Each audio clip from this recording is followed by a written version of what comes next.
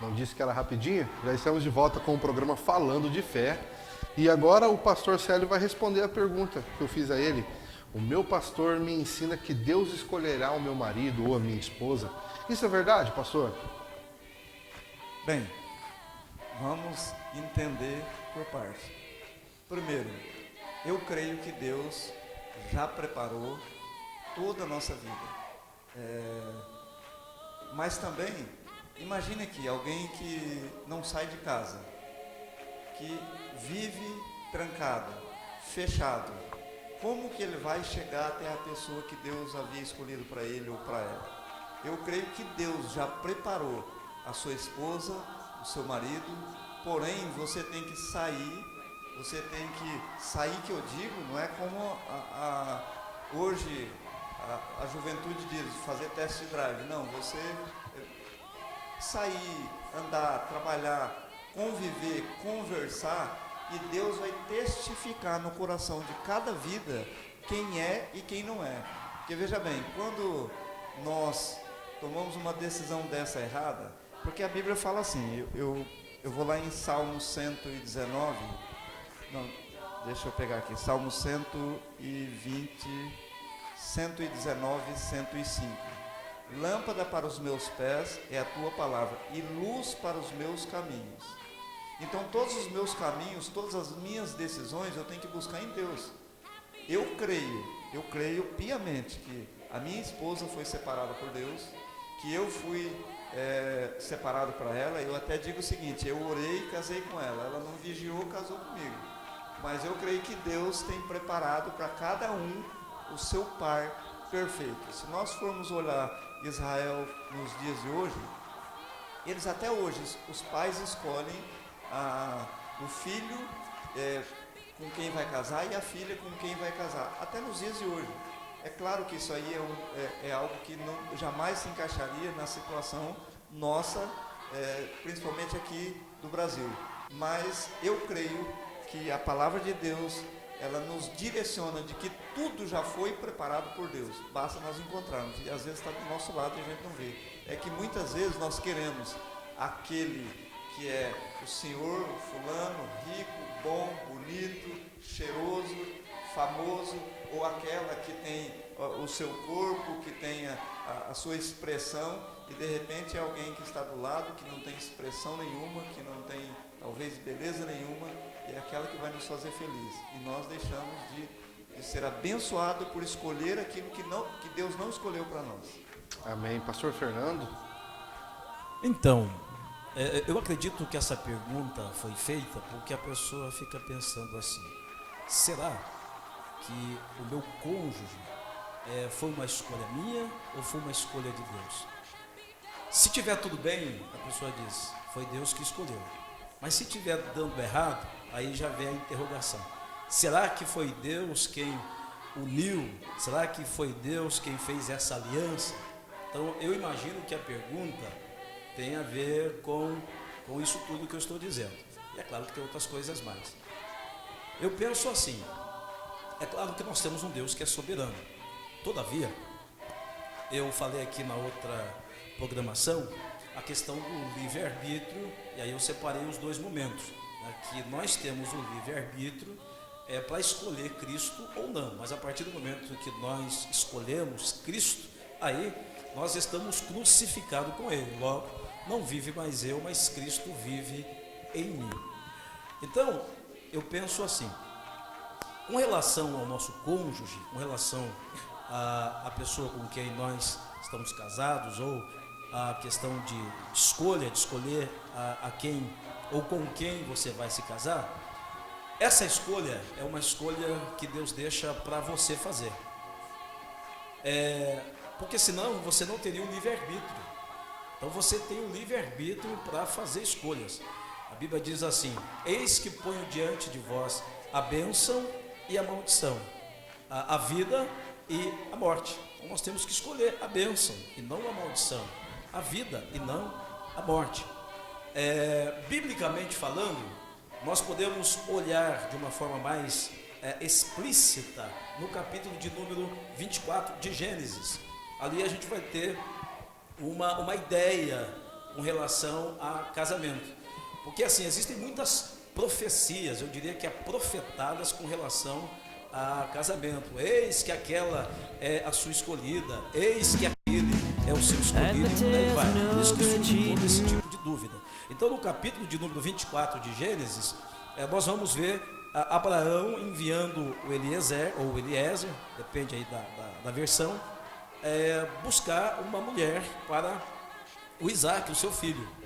E ali, nesse texto, nós vamos ter uma ideia do que pode acontecer numa aliança conjugal. Mas eu vou deixar o pastor Célio falar, depois eu concluo esse pensamento. Bem, quando o pastor Fernando estava falando aí, eu li um texto aqui, Provérbios capítulo 19, versículo 21. Diz assim: muitos planos há no coração do homem, porém os desígnios permanecerá no Senhor. Nós fazemos planos de casar, nós fazemos planos de uma profissão, muitos escolhem engenharia, outros escolhem os planos da vida comum, normal. Mas Deus já havia projetado para você. Por isso que eu tiro essa conclusão que eu creio que Deus preparou. Porque Ele sabe o perfil de cada homem, o perfil de cada mulher. Ele sabe que quem vai me aturar é só aquela que está lá em casa. Eu sou difícil de lidar e a gente se dá muito bem. Então eu creio, pelo meu casamento, que Deus havia escolhido a minha esposa. Nós vivemos muito bem. Amo minha esposa, amo e amo minha esposa. E eu sou duro de lidar, e ela sabe disso, e a gente está bem. Então eu creio que só ela poderia me aguentar, e ela nem me aguentava. Por isso que eu tiro essa conclusão que, é claro, eu fiz a minha parte como homem, e Deus já havia preparado ela para a minha vida. E eu encontrei aquela que Deus preparou para a minha vida, que estava do meu lado e eu não via. Amém. Pastor Fernando, uma breve conclusão, porque o próxima pergunta agora é um tema mais abrangente. Tá bom, eu vou tentar. Já falou breve porque eu estou sendo prolixo, eu devo ser sucinto. E eu vou tentar ser agora. Bom, falando então do texto que eu comecei falando, ali a gente vê uma aliança, porque o Abraão fez uma aliança com o Eliezer para ir buscar uma mulher para o seu filho. Nós vamos ver a oração de Eliezer, quando ele ora para que ele tivesse êxito nesta missão. E também nós vamos ver um sinal, que o Eliezer pede um sinal. Ele pediu para que Deus desse um sinal. Quem seria essa mulher que futuramente seria a esposa do Isaac? Então eu entendo que o casamento tem a ver com isso. Precisa ter uma aliança com Deus. É só para vocês entenderem, ali é uma tipologia. Abraão, Deus, o Isaac é Cristo, o Eliezer é o Espírito Santo, né? Então é uma tipologia. Então eu entendo assim, para que um casamento dê certo, para que você tenha certeza que a pessoa que está do seu lado é a pessoa que tem o aval de Deus, tem a bênção de Deus, precisa ter aliança com Deus, precisa ter oração, e você não pode esquecer desse detalhe. Peça sinais a Deus, porque Deus vai te dar sinal se essa pessoa é ou não é, para você se unir a ela. Amém. Quero aproveitar o ensejo do pastor Celinho. Eu também amo a minha esposa. E eu acho que nenhuma outra mulher me atularia senão a minha esposa. A Rafaela, que está lá em casa agora. Acho que não existiria uma outra mulher no mundo para que eu amasse e para que me amasse como ela me ama. Ela é perfeita. A próxima pergunta agora é o seguinte: o Natal deve ser comemorado em dezembro, inclusive nas igrejas evangélicas? Esse é um tema bem complicado, vem de uma cultura, todos nós comemoramos no dezembro, cresci dessa forma. Então eu vou, como o pastor Fernando concluiu, eu vou passar para o pastor Célio. Pastor Célio, o Natal tem que ser comemorado em dezembro, inclusive nas igrejas evangélicas? Não, não e não. Como eu havia dito no início, o meu povo está sendo destruído porque lhe falta conhecimento. Primeiro porque o Senhor não nasceu em dezembro. Não existe nenhuma possibilidade de Jesus ter nascido em dezembro. E eu ainda volto lá no livro de Gênesis, onde o bisneto de Noé, Nimrod,